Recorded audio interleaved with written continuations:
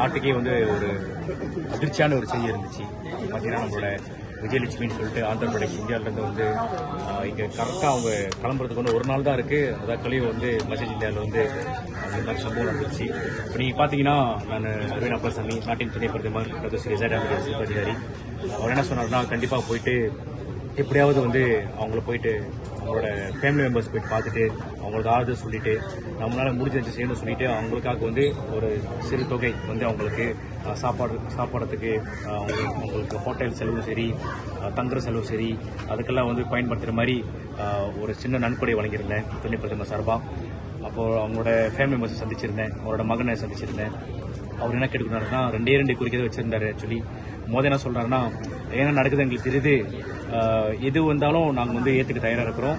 ஏன்னா என்ன ஆகுதுன்னா 2 விஷயம். ஒன்று வந்து எப்படியாவது வந்து அவங்கள கண்டுபிடிக்கிற அந்த செயல்பாடு வந்து கொஞ்சம் சீக்கிரமா எங்களுக்கு உதவி செய்ய சொல்லுங்க.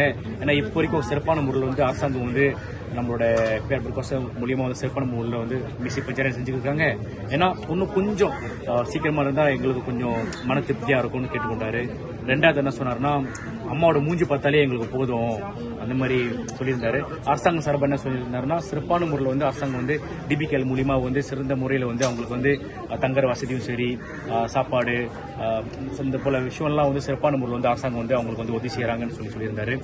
அப்போ 2வது என்ன சொன்னாருன்னா அரசாங்கத்துக்கும் எல்லாத்துக்கும் யார் உதவி செஞ்சிருக்காங்களோ நல்ல உள்ளவங்க நிறைய பேர் வந்து என்ஜிஓஸ் நிறைய பேர் வந்து உதவி செஞ்சிருக்காங்க. அவங்களே சொன்னாங்க அவங்களுக்கு எல்லாத்துக்கும் நன்றி சொல்லிங்க அண்ணன்னு சொல்லிட்டு உரிமையா சொல்லியிருந்தேன். ஓகே பாத்தீங்கன்னா இப்போ நான் சந்திக்காத முன்னுக்கு வந்து நீங்க பாத்தீங்கன்னா அவங்க வந்து இமிகிரேஷன் ஆஃபீஸ் தான் வந்திருக்காங்க. அதாவது 1 மாசத்துக்கு வந்து விசா வந்து அவங்களுக்கு எக்ஸ்டெண்ட் பண்ணியிருக்காங்க. ஸோ அவங்களுக்கு வந்து அரசாங்கம் வந்து நீங்க பாத்தீங்கன்னா அந்த மடானி அரசாங்கம் வந்து என்னென்ன முறையில் வந்து அவங்களுக்கு உதவி செய்ய முடியுமோ சிறப்பான வரையில் வந்து உதவி செஞ்சுக்கிட்டு இருக்கிறோம். டத்தூர் ஸ்ரீ ஜாயிட் ஹமீடி வந்து துணை பிரதமர் முக்கியமாக வந்து அவரு என்ன சொன்னார்னா இந்தியாவுக்கும் மலேசியாவுக்கும் ஒரு சிறப்பான ஒரு உறவு இருக்கு. கண்டிப்பாக வந்து நம்மளோட ஆளாதான் அவங்கள பார்க்கணும். இங்கேயும் இந்தியர்கள் நிறைய பேர் இருக்கிறோம். அப்போ நீங்க கண்டிப்பா போயிட்டு அரவிந்த் அவங்களுக்கு போயிட்டு என்னென்ன உதவிகள் தேவைப்படுதோ என்னென்ன செய்ய முடியுமோ கண்டிப்பா நீங்க செஞ்சு தரணும்னு சொல்லியிருந்தாரு. அதுக்கு அப்புறம் என்ன சொன்னார்னா நன்கொடை கண்டிப்பா நீங்க கையோட எடுத்து போயிட்டு அவங்க குடும்பத்தை நீங்க கொடுக்கணும். எதுக்குன்னா அரசாங்கம் வேற ஏஜென்சி என்னென்ன உதவி செய்யறாங்களோ அவங்க செய்யட்டும். நம்ம சார்பா வந்து துணை பிரதமர் ஆபீஸ் சார்பா என்ன செய்ய முடியுமோ கண்டிப்பா நம்ம செய்யணும்னு சொல்லியிருந்தாரு. அவங்களுக்கு நன்கொடையும் நம்ம வழங்கிட்டோம். அவங்க மகனுக்கு வழங்கிட்டோம்.